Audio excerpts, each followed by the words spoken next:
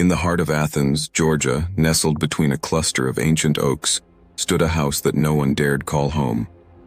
Its windows were perpetually shrouded in grime, and its shutters, once painted a cheerful white, hung crooked and lifeless. The townsfolk whispered of unearthly noises that echoed through its empty halls, the rattling of chains, the anguished groans of an unseen specter, and, most chillingly, the figure of a bearded old man bound in chains who appeared in the dead of night. For decades, the house remained abandoned, a dark blot on an otherwise vibrant town. That was until Paul Garner arrived. Paul was a writer known for his unshakable resolve and a penchant for exploring the macabre. Drawn by the whispers of haunted tales and the allure of solitude, he purchased the house for a fraction of its worth. "It's just a house," Paul told the skeptical realtor as he signed the papers. "Ghosts don't scare me, deadlines do." Paul moved in on a crisp October morning, the golden light filtering through the trees, casting an almost welcoming glow over the dilapidated property. He spent the day unpacking and setting up his workspace in the front room, where a wide window overlooked the neglected yard. By nightfall, he had lit a fire in the cracked hearth and settled onto the worn couch with his typewriter. The first night was uneventful. The second, a faint rattling sound stirred him from his work. At first, Paul thought it was the wind playing tricks with the house's loose fixtures. But by the third night, the rattling became unmistakable. Chains, clinking rhythmically. Somewhere deep within the house, Paul paused his typing, listening intently. The sound seemed distant, almost like it was coming from the basement. But as the minutes ticked by, the chains grew louder, closer. Paul's heart quickened, but his hands remained steady on the typewriter. "Focus," he muttered to himself. The sound grew nearer, echoing down the hallway. And then, as if stepping out of the shadows themselves, the specter appeared. The figure was gaunt, with hollow eyes that glowed faintly in the dim light of the fire. His hair hung in matted strands around his face, and his wrists and ankles were bound with heavy iron chains that clinked softly with every movement.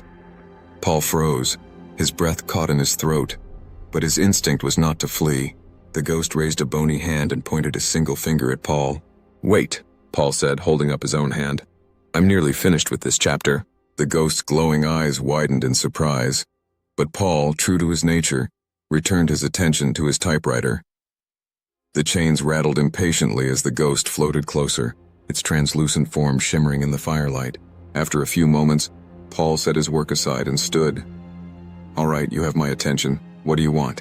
The ghost turned silently and began to glide toward the back door, its chains dragging along the wooden floor. Paul followed, curiosity mingling with apprehension.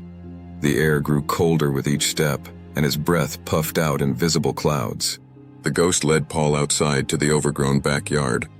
It stopped in the center of the yard and turned to face him.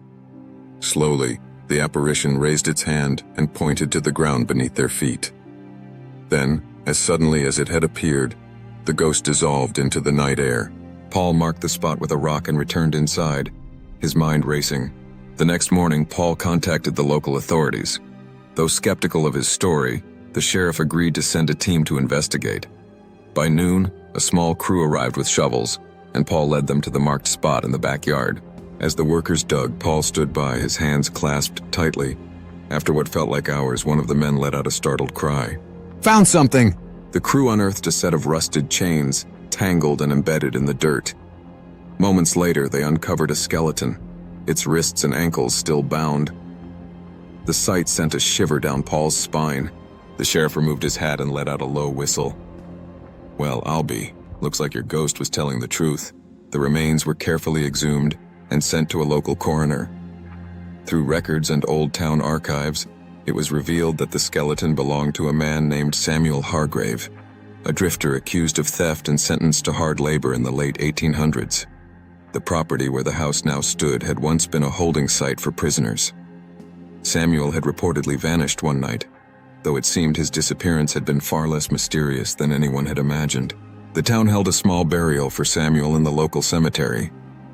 Paul, standing at the edge of the gathering, felt a sense of peace settle over him as the coffin was lowered into the ground. That night, the house was silent. No chains rattled, no ghostly figure appeared. For the first time in decades, the house felt free.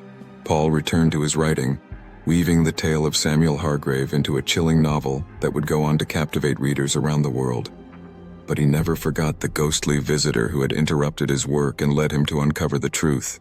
The house in Athens, Georgia, was never haunted again, but its story lived on, a testament to the restless spirits of the past and the writer who dared to uncover their secrets.